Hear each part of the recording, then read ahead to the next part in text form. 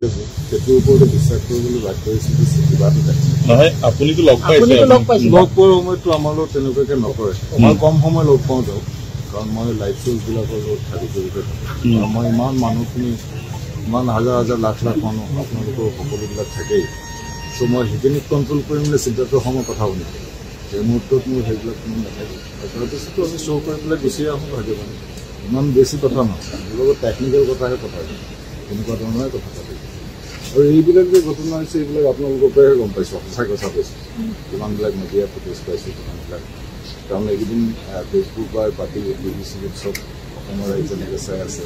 মই বুকুৰ আপোনটো নাইকিয়া হৈ গ'ল, সেই বস্তুবিলাক শুনিতো মই আপোনালোকৰ মাধ্যমবিলাকতে বেছি গম পাইছোঁ।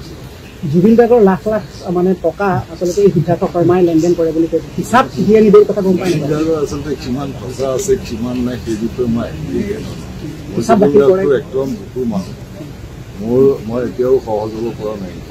মই জুবিন গাৰ্গে ঢুকাল বুলি ক'বলৈ মই বৰ কষ্ট পাইছোঁ। মই সেইটো মানুহ, মোৰ নিজৰ ইচ্ছা আছে। মই তেওঁৰ বিষয়ে তেওঁ লৈ পেলাই তেওঁৰ আদৰ্শ লৈ পেলাই তেওঁৰ মতামত লৈ পেলাই তেওঁৰ মতৰ যিমানবিলাক গান আছিলে প্ৰপাৰ চাইণ্টিফিক এনালিচিছৰ পেলাই আগবাঢ়ি যাব লাগে। তেওঁক জীয়াই ৰাখিবলৈ আমি তেতিয়াই কৰি দিছোঁ। আৰু বাকীত যদি আপোনালোকে সোধে ন্যায়টো জুবিন গাৰ্গ নাই, ন্যায় জুবিন গাৰ্গে নাপায়। জুবিন গাৰ্গ ন্যায় নাপায়, ন্যায় তেওঁ আহিব লাগিব, তেওঁতো ন্যায় নাপায়। কিন্তু পৰিয়ালটোৰ পৰিয়ালটো নহয়, আমি পৰিয়ালৰে মানুহ, আমি একেটা পৰিয়ালৰ। কোনোদিন নাভাবিলোঁ যে জুবিন গাৰ্গৰ পৰা বেলেগ আমাৰ পৰিয়ালটো, আমি একেটাই। কিন্তু কথা হ'ল আমাক এতিয়া বস্তুটো লৈ তেওঁ মেইনলি কি হ'ল, কেনেকৈ ঢুকালে, মানুহটো যে নাইকিয়া হৈ গ'ল, কেনেকৈ নাইকিয়া, সেইটোৱে ডাঙৰ প্ৰশ্ন।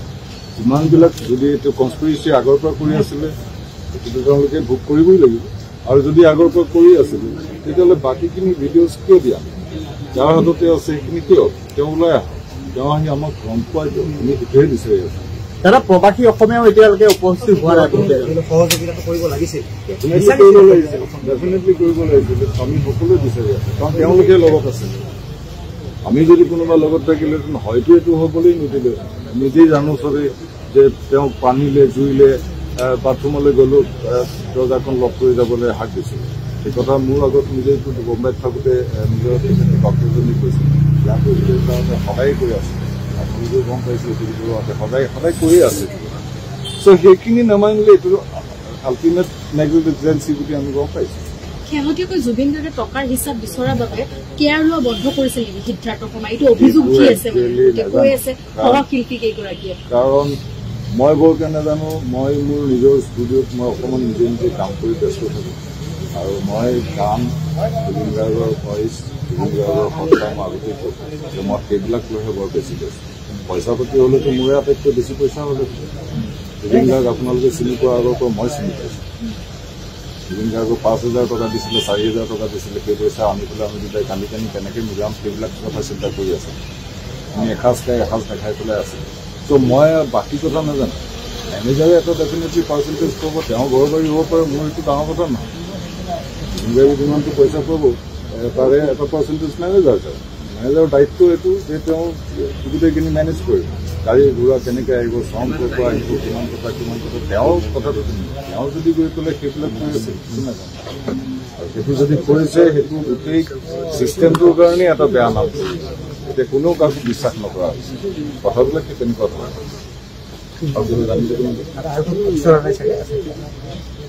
মাথাৰ কথা কোৱা নাই, মই কৈছোঁ যদি লাগে ডেফিনেটলি আৰু মই সদায় আছোঁ। জুবিন গাৰ্গৰ কাৰণে কৰিবলগীয়া যিমান কাম আছে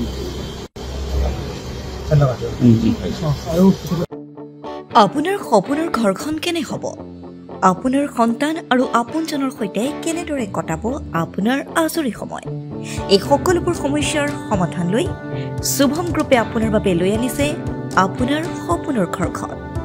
362টা ফ্লেটযুক্ত শুভম গাৰ্ডেনৰ সফল নিৰ্মাণৰ পাছতে 20 বছৰৰ ভৰসা, 16টা প্ৰজেক্ট, 28 লাখ বৰ্গফুটৰ সম্পূৰ্ণ নিৰ্মাণ আৰু 15 লাখ বৰ্গফুটৰ চলিত প্ৰকল্প নিৰ্মাণৰ অভিজ্ঞতাৰে যোৰহাটত শুভম গ্ৰুপে নিৰ্মাণ কৰিছে দ্বিতীয়টো প্ৰজেক্ট শুভম পাৰ্ক। অত্যাধুনিক সা সুবিধাৰে নিৰ্মিত শুভম পাৰ্কত আপোনাৰ আৰু আপোনাৰ সন্তানৰ বাবে থাকিব club, badminton court, community hall, kids play area, splash pool আৰু জিম ক্লাব। প্ৰতিটো ব্লকত থাকিব 2.5 BHK, 3 BHK, 3.5 BHK ফ্লেট। লগতে থাকিব আপোনাৰ আৰু আপোনাৰ আপোনজনৰ প্ৰাপ্তিৰ সাহী। আজিয়ে বুক কৰক আপোনাৰ সপোনৰ ঘৰখন। যোগাযোগ কৰক 6003301010 নম্বৰত। আমাৰ ঠিকনা সোণাৰীগাঁও, তৰজান, যোৰহাট 785001।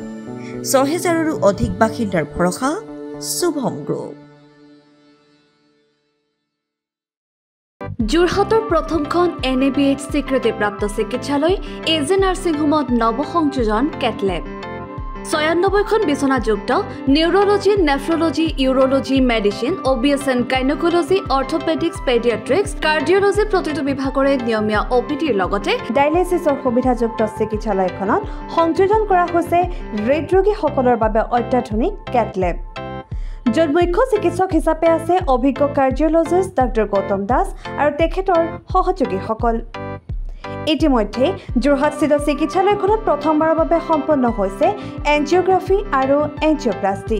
ইয়াৰ লগতে 12খন বিচনাযুক্ত ICU, নিঅ'নেটেল ICU তথা মাল্টি স্পেচিয়েলিটি হস্পিটেল হিচাপে 3টাকৈ মডুলাৰ OTৰ উপৰিও 24 ঘণ্টাই ৰাইজৰ বাবে উপলব্ধ এক্স-ৰে, আল্ট্ৰাছাউণ্ড আৰু CT স্কেনৰ লগতে অত্যাধুনিক চিকিৎসা সেৱা।